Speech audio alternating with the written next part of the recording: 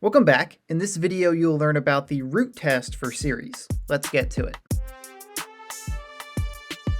Alright, so the root test is another test for the convergence or divergence of a series. You will find that it's particularly useful for series involving nth powers, and we'll take a look at that in a little bit, but here's what the root test says. For a series where we have the sum of the terms of a sequence a sub n, if the limit as n approaches infinity of the nth root of the absolute value of a sub n is equal to some limit L that is less than 1, then our series converges absolutely. If the limit as n approaches infinity of the nth root of the absolute value of a sub n is equal to some limit L that's greater than 1, then our series diverges, and it also diverges if this limit is equal to infinity. And then lastly, if that limit as n approaches infinity of the nth root of the absolute value of a sub n is equal to 1, then the test is inconclusive. It doesn't tell us anything about the series, and so we'll have to use another test in order to determine if that series converges or diverges.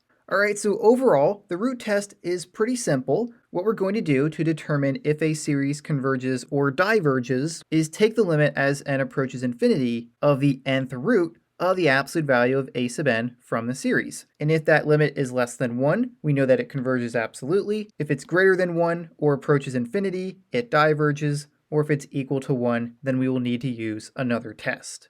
Alright, and so with that, let's take a look at our first example. So for our first series, we have the sum from n equals 1 to infinity of 1 divided by n raised to the power of n. Alright, and now this is a series where the root test is going to be useful because we have an nth power within our series, right? We have 1 divided by n raised to the power of n. Whenever you have a series where there is some power of n, you're most likely going to want to use the root test. Alright, so for the root test, what we will do is take the limit as n approaches infinity of the nth root of the absolute value of a sub n. And in this case, a sub n is 1 divided by n to the power of n. And so we'll have 1 divided by n to the power of n. Alright, now the absolute value of 1 divided by n to the power of n is just going to be 1 divided by n to the power of n, because all of our values of n are going to be positive since we're looking at the values from 1 to infinity. And so we can ignore those absolute value bars, and now we can look to see how we can simplify this limit. Notice that we have the nth root of a value raised to the power of n. And remember, if you have a value such as x squared, and we're taking the square root of that, that's just equal to x. Right? The square root of a value squared is just going to be that value that was being squared. And so in the same way, the nth root of some value to the power of n will also be equal to that value. Another way to look at this is that the square root is the same as taking that value to the 1/2 power, right? So this would also be x squared to the power of 1/2. And you would multiply those exponents to simplify this expression, and so 2 times 1/2 is equal to 1, so we have x to the first power, which is why this is equal to just x. And the same would occur for the nth root as well. The nth root of a value will be that value to the 1 divided by n power, right? So we would have x to the power of n to the power of 1 divided by n. That is the same as the nth root. And so if we multiply these exponents, n times 1 divided by n will be equal to 1, and so we would have x to the first power. Alright, so keeping all that in mind, over here we have the nth root of 1 divided by n to the power of n, and so the nth root and that nth power will cancel out and leave us with 1 divided by n. Okay, so what we'll have is that this limit is equal to the limit as n approaches infinity of 1 divided by n. That nth root and that nth power canceled each other out. And so now we have a pretty simple limit that we know how to evaluate at this point. The limit as n approaches infinity of 1 divided by n will be equal to 0 because we have 1 divided by infinity, or a fixed value divided by an increasing denominator, which is always going to approach 0. And so we found that the limit of the nth root of the absolute value of a sub n from our series is equal to 0, which is less than 1, which means that our series converges absolutely. And so that will be our final answer. We can conclude that our series converges absolutely. All right, let's take a look at another example. All right, so here's our next series. We have the sum from n equals 1 to infinity of 1 divided by 5 to the power of n.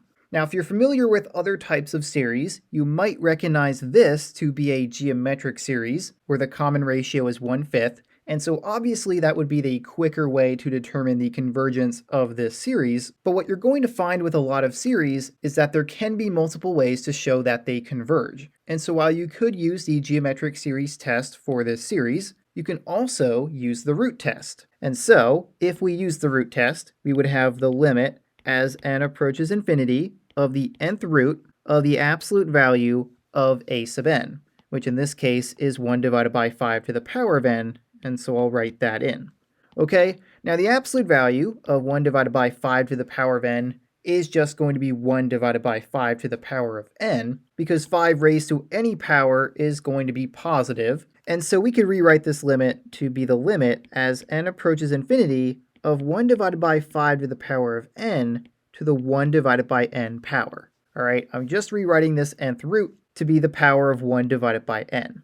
And now, if we take the numerator and denominator to the power of 1 divided by n, we will have that this is equal to the limit as n approaches infinity of 1 to the 1 divided by n power divided by 5 to the power of n times 1 divided by n. Right, we just take the numerator and denominator to that power, and so we have 1 to the 1 divided by n power, and then the exponent of 5, which is n, will be multiplied by that exponent, and so we have n times 1 divided by n. Now 1 to the power of 1 divided by n is just going to be 1, because as n approaches infinity, 1 divided by n will become 0, and 1 to the power of 0 is 1. And then 5 to the power of n times 1 divided by n times 1 divided by n is just going to be 1. And so we would have 5 to the first power. And so this is equal to the limit as n approaches infinity of 1 divided by 5, and the limit of a constant will be equal to that constant, and so this limit is equal to 1/5. And 1/5 is less than 1, which means that our series converges absolutely. All right, that is the conclusion that the root test allows us to make. And so I'll write that out. We now know that our series converges absolutely. Okay, let's look at another example. All right, so next up we have this series, the sum from n equals 1 to infinity of e to the power of 2n divided by n to the power of n. All right, now this is a good candidate for a series that we can use the root test for because both the numerator and denominator have some power involving an n, right? We have e to the power of 2n and n to the power of n. And so if we use the root test here, we'll take the limit as n approaches infinity of the nth root of the absolute value of e to the power of 2n divided by n to the power of n. All right, now the absolute value of e to the power of 2n divided by n to the power of n will just be itself, because this expression will not be negative for the values of n that our series is defined for, right, from 1 to infinity. And so really what we have here is the limit as n approaches infinity of e to the power of 2n divided by n to the power of n to the power of 1 divided by n. All right, now if we take the numerator and denominator to this power, meaning we will multiply this power by each of these powers, we'll have that this is equal to the limit as n approaches infinity of e to the power of 2n times 1 divided by n divided by n to the power of n times 1 divided by n. All right, now 2n times 1 divided by n is just going to be 2, because these n's will cancel out, and n times 1 divided by n is equal to 1, since those n's will cancel out as well. And so what we're left with is that this is equal to the limit as n approaches infinity of e squared divided by n, right? We still have that 2 in the power of e, and we're just left with the first power for n, and so we have e squared divided by n. And now we have a pretty simple limit that we can evaluate. As n approaches infinity, we have e squared, some constant or fixed value, divided by n. And so this denominator is approaching infinity, or it's getting larger, it's increasing. And so we have a fixed value divided by an increasing denominator, which means that this limit will approach 0. That is what it will be equal to. And so 0 is less than 1, which means that our series converges absolutely via the root test. All right, and so I'll write that down. Our series converges absolutely. Okay, let's look at another example. All right, so here's our next example. This time our series is the sum from n equals 1 to infinity of 4n plus 3 divided by 2n minus 1 quantity to the power of n. All right, now the big indicator here that we want to use the root test is that we have a whole quantity raised to the power of n. The moment you see that power of n, you know that it will be a good idea to use the root test for that series. And so if we use the root test, we will take the limit as n approaches infinity of the nth root of the absolute value of a sub n, which is 4n plus 3 divided by 2n minus 1 to the power of n. All right, now to simplify, the absolute value of this quantity is just going to be this quantity. This will always be positive for the values of n that we're working with, right? If you look at the numerator and denominator, 4 times any value of n plus 3 will always be positive, and 2 times any value of n minus 1 will also be positive. Since our lowest value of n is 1, 2 times 1 minus 1 is positive 1, and so this denominator will always be positive. All right, and then of course that quantity raised to a power of n is also always going to be positive. And so we could rewrite this limit to be the limit as n approaches infinity of 4n plus 3 divided by 2n minus 1 to the power of n to the power of 1 divided by n. All right, now the 1 divided by n power and this n are going to cancel each other out, right? N times 1 divided by n is 1. And so we have that this is equal to the limit as n approaches infinity of 4n plus 3 divided by 2n minus 1. And now we have a fairly simple limit where we have n approaching infinity that we can evaluate. Specifically, we have a rational expression where the numerator and denominator are both algebraic, meaning we're just dealing with powers of n. And so a quick shortcut to evaluate this limit is just to look at the highest powers of n in the numerator and denominator. In this case, the highest power of n in the numerator is 1, and the same is true for the denominator, and so we have the same highest power in the numerator and denominator of 1, they're equal, and so we can conclude that this limit as n approaches infinity will be equal to the ratio of the coefficients for the two terms of n to the first power. Right, so this limit will be equal to this coefficient of n to the first power, which is 4, divided by this coefficient of this n to the first power, which is 2. So this is equal to 4 divided by 2, which is equal to 2. All right, and 2 is greater than 1, which means that our series diverges from the root test. Right, if our limit is less than 1, then the series converges absolutely, but if the limit is greater than 1, then our series diverges instead. All right, so the limit as n approaches infinity of the nth root of the absolute value of a sub n was greater than 1, and so our series diverges. Okay? Next up, we have this series, the sum from n equals 1 to infinity of n to the power of n divided by 3 to the power of 2 plus 3n. All right, and so this is a good series to use the root test for because we have some power of n in the numerator and denominator, right? We have n to the power of n and 3 to the power of 2 plus 3 times n, or just 3n, okay? And so if we take the limit as n approaches infinity of the nth root of the absolute value of a sub n, we'll have n to the power of n divided by 3 to the power of 2 plus 3n. The absolute value of a sub n is just going to be that expression, right? For the values of n from 1 to infinity, this is never going to be negative, and so we could rewrite this to be the limit as n approaches infinity of n to the power of n divided by 3 to the power of 2 plus 3n quantity to the power of 1 divided by n. All right, so we just removed those absolute value bars and rewrote the nth root to be the power of 1 divided by n. Now, before we take the numerator and denominator to the 1 divided by n power, I first want to split up this power for 3, right? Since we have 3 to the power of 2 plus 3n, it's probably going to be best for simplifying that we split up that power, right? So we could rewrite it to be 3 squared times 3 to the power of 3n, because when you have like bases with exponents, you can combine these two expressions by adding their exponents, right? Just like x squared times x to the third power, or x cubed, would be equal to x to the fifth power because we add the exponents. 2 plus 3 is 5, and so we have x to the fifth power. The same would occur over here. 3 squared times 3 to the power of 3n will be 3 to the power of 2 plus 3n because we would add those exponents. All right, and so we are allowed to reverse that process and rewrite 3 to the power of 2 plus 3n as 3 squared times 3 to the power of 3n. And so I'll do that. This will be equal to the limit as n approaches infinity of n to the power of n divided by 3 squared times 3 to the power of 3n quantity to the 1 divided by n power.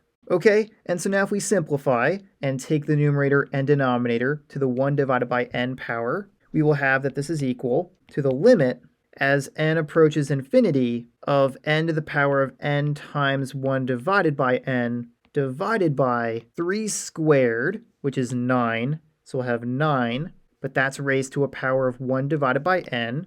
So we have the power of 1 divided by n times 3 to the power of 3n times 1 to the power of n. So we have 3 to the power of 3n times 1 divided by n. Okay, so remember to take both of those parts to the power of 1 divided by n, not just 3 to the power of 3n. This power of 1 divided by n needs to affect every part of this quantity, the numerator and both parts of the denominator, since they're being multiplied by each other. Okay, so that's why we have 9 to the power of 1 divided by n, and then times 3 to the power of 3n times 1 divided by n. And so now if we simplify, n to the power of n times 1 divided by n is just going to be n to the first power. Those n's will cancel out. We'll leave 9 to the power of 1 divided by n alone for now, and then 3 to the power of 3n times 1 divided by n. Those n's will cancel out, and so we'll just have 3 to the power of 3, or 3 cubed. All right, and so this is equal to the limit as n approaches infinity of n divided by 9 to the power of 1 divided by n times 3 cubed. And so now if I clean up my work, if we take a look at what happens to this expression as n approaches infinity, in the numerator, this n is going to get bigger and bigger. It will approach infinity, and so this will be equal to infinity divided by 9 to the power of 1 divided by n. 1 divided by n as n approaches infinity will be 0, right? We have a fixed value divided by an increasing denominator, or just 1 divided by infinity. That will be 0 as n gets larger. And so we have 9 to the power of 0, and so I'll write that, and that's multiplied by 3 cubed, which is 27. So we have 27 times 9 to the power of 0, and anything to the power of 0 is 1, and so this is equal to infinity divided by 1 times 27, which is 27.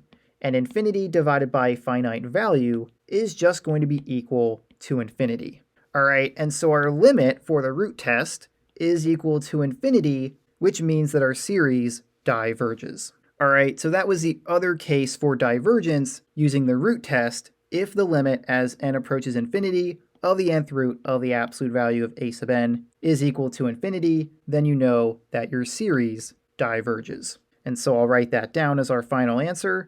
Our series diverges. Let's look at another example. All right, so next up we have this series, the sum from n equals 1 to infinity of negative 1 to the power of n plus 1 times 2 to the power of n plus 4, all divided by n plus 1 quantity to the power of n. All right, now for this series, notice that in the numerator and denominator, we have some values being raised to a power that includes n. In the numerator, we have 2 to the power of n plus 4, and in the denominator, we have this quantity of n plus 1 to the power of n. And so since there's a power of n in the numerator and denominator, it's going to be a good idea to use the root test to determine the convergence of this series. So if we use the root test, we'll look at the limit as n approaches infinity of the nth root of the absolute value of a sub n. And so we'll have negative 1 to the power of n plus 1 times 2 to the power of n plus 4 divided by the quantity n plus 1 to the power of n. All right, now we can simplify a little bit because these absolute value bars are going to eliminate this negative 1 to the power of n plus 1. Right, negative 1 to the power of n plus 1 can only be two different values. It'll either be negative 1 or positive 1.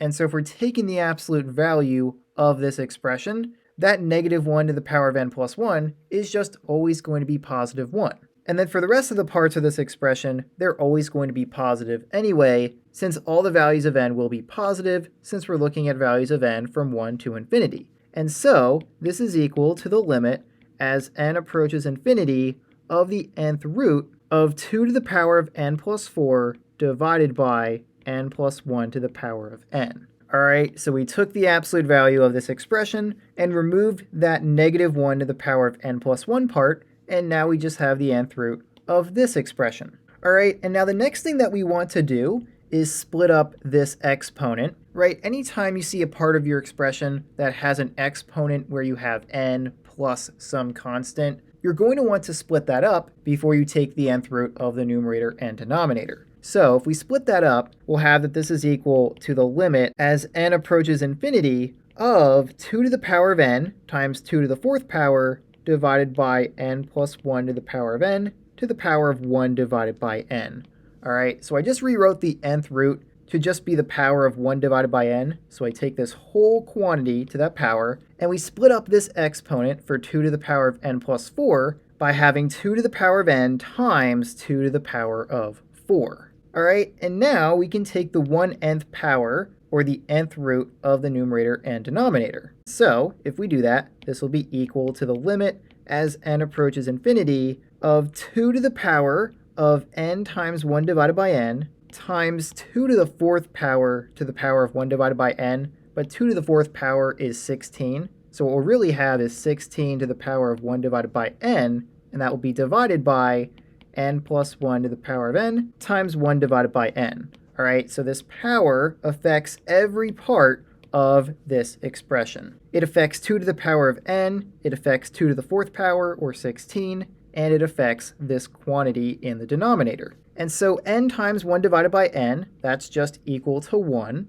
And the same is going to occur down here for this quantity's exponent. N times 1 divided by n is 1. And so this is equal to the limit as n approaches infinity of 2 to the 1st power times 16 to the power of 1 divided by n divided by n plus 1. Right? It's just this quantity to the power of 1, which is just n plus 1. Okay, and so if I clean up my work here, we can now evaluate this limit. If we look at this expression as n approaches infinity, we have 2 times 16 to the power of 1 divided by n. And so as this n approaches infinity, we have 1 divided by infinity, which is equal to 0. And so we have 16 to the power of 0, which is going to be 1. Anything to the power of 0 will be 1. And so in the numerator, we have 2 times 1 divided by n plus 1. Now as n approaches infinity, it's going to get larger and larger, and then we're just adding 1 to it. And so this whole denominator is just increasing towards infinity. And so we have 2 times 1 divided by infinity. And so we have 2 divided by infinity, which is a fixed value divided by an infinite value, or an increasing value, which is always equal to 0. And so this is equal to 0, which is less than 1, which means that from the root test, we can conclude that this series converges absolutely. And so that's going to be our final answer. We now know from the root test that our series converges absolutely. Okay, let's look at one more example for this video. Alright, so here's our final example. This time our series is the sum from n equals 1 to infinity of 1 divided by n cubed. Now, if you're familiar with your special types of series, you probably recognize this series to be a p-series, right? We have 1 divided by n to the power of 3, and so this is a p-series where p is equal to 3, which is greater than 1, which means that this series converges. And so if we can determine that this series converges from a p-series test, then clearly there's no reason to use any other test like the root test. And that's true, When you're determining the convergence of a series, you always want to try to use the most efficient method, and in this case that would be the p-series test. However, I just wanted to show you what happens if you try to use the root test for a series that doesn't include any powers of n. You're going to find that the results of the root test are not so nice. Alright, but just remember that this is a p-series, and p is equal to 3, which is greater than 1, and so this series converges. But let me show you what happens if we use the root test. If we take the limit as n approaches infinity of the nth root of the absolute value of 1 divided by n cubed, the absolute value of 1 divided by n cubed is just 1 divided by n cubed, and so this is equal to the limit as n approaches infinity of 1 divided by n cubed to the power of 1 divided by n. Alright, now if we apply this exponent to the numerator and denominator, this will be equal to the limit as n approaches infinity of 1 to the power of 1 divided by n divided by n to the power of 3 times 1 divided by n. Alright, now 1 to the power of 1 divided by n is just going to be 1, right? Because as n approaches infinity, 1 divided by n becomes 0, and 1 to the power of 0 is 1. And so we can just rewrite that to be 1.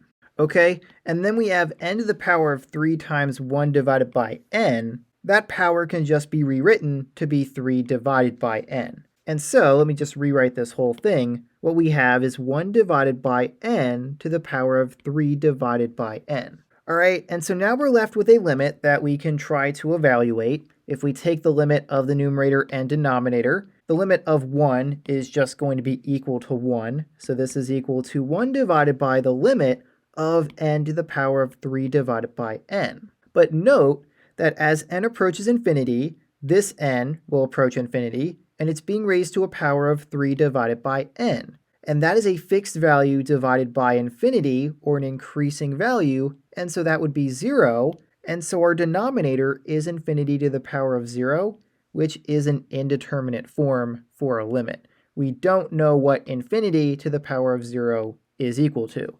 And so, let's work on that limit at the side. We're going to have to do a little bit of manipulation. We're just going to look at the limit of this denominator here, and we'll come back and fill in that value. And so we're going to look at the limit as n approaches infinity of n to the power of 3 divided by n. And so in order to manipulate this limit and evaluate it, we're going to want to introduce a natural log function in order to deal with this exponent. And so we can do that by first letting this limit be equal to some other variable, such as y. And then we can take the natural log of both sides of that equation, and we'll have the natural log of y is equal to the limit as n approaches infinity of the natural log of n to the power of 3 divided by n. And the reason we want to do that is because the natural log function has a special property that allows us to move an exponent from the inside of the function to the outside. Right, the natural log of a to the power of b is equal to b times the natural log of a. Right, we can move that exponent from the inside to the outside and multiply it by the natural log. And so, we will have that the natural log of y is equal to the limit as n approaches infinity of 3 divided by n times the natural log of n. Alright, now if we rewrite this a little bit by multiplying the natural log of n into the numerator, we'll have 3 times the natural log of n divided by n. And so I'm going to rewrite that here. We'll have 3 times the natural log of n divided by n. And now let's take a look at this limit as n approaches infinity. In the numerator, we have 3 times the natural log of n, and as n approaches infinity, we are increasing the input of the natural log function, and so as you increase the value of the input, the natural log function will output a higher value. And so this numerator is approaching infinity, so this is equal to infinity divided by n, which is approaching infinity. And so that's also infinity, and so we have an indeterminate form that is compatible with L'Hopital's rule. So we can take the derivative of the numerator and denominator separately, and then try to evaluate our limit again.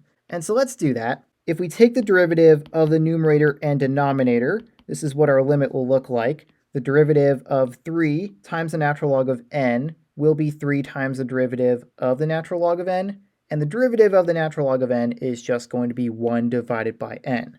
So we have 3 times 1 divided by n, divided by the derivative of n, the denominator, and the derivative of n is just 1. So we have 1, and so we have 3 times 1 divided by n divided by 1, which is just going to be 3 divided by n. Right? Anything divided by 1 is just itself, so we would have 3 times 1 divided by n, which would just be 3 divided by n. And so I'll rewrite that to be 3 divided by n. All right, and now we have the limit as n approaches infinity of 3 divided by n, which will be 0 because we have a fixed value divided by n, which is approaching infinity. A fixed value divided by infinity, or an increasing denominator, will always be 0, and so we have that the natural log of y is equal to 0. And now remember, the limit that we're actually trying to evaluate here is equal to y, so we need to solve for y. 0 is not the result of the actual limit we want to evaluate. And so if we raise both sides of the equation to be the power of e, meaning that we would have e to the power of the natural log of y is equal to e to the power of 0, e and the natural log are inverse functions, and so they cancel out and leave us with y, and y is equal to e to the power of 0, which is just equal to 1. And so 1 is the value of this limit, which is the limit of this denominator for the limit that we are evaluating for the root test. And so that denominator is equal to 1, and so this limit is equal to 1 divided by 1, which is 1. So if I erase this and write 1, remember that when you use the root test and the limit is equal to 1, that the root test is inconclusive. We are not able to conclude anything about this series from the root test, and so we would need to use another test.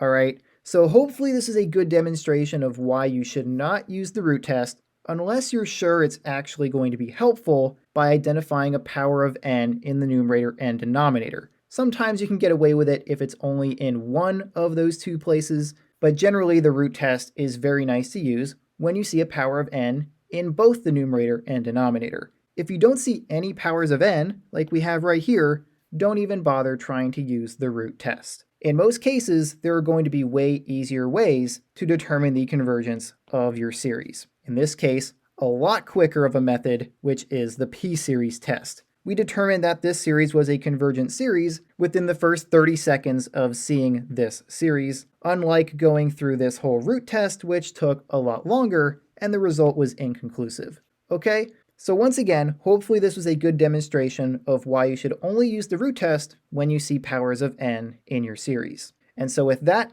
this was the last example for this lesson video, but if you want to see some more examples of using the root test for series, feel free to check out my examples video that I'll have linked at the end of this video as well as in the description below. If you have any questions, feel free to leave those in the comments, but if you don't have any questions, this is all I had for now, so I will see you next time.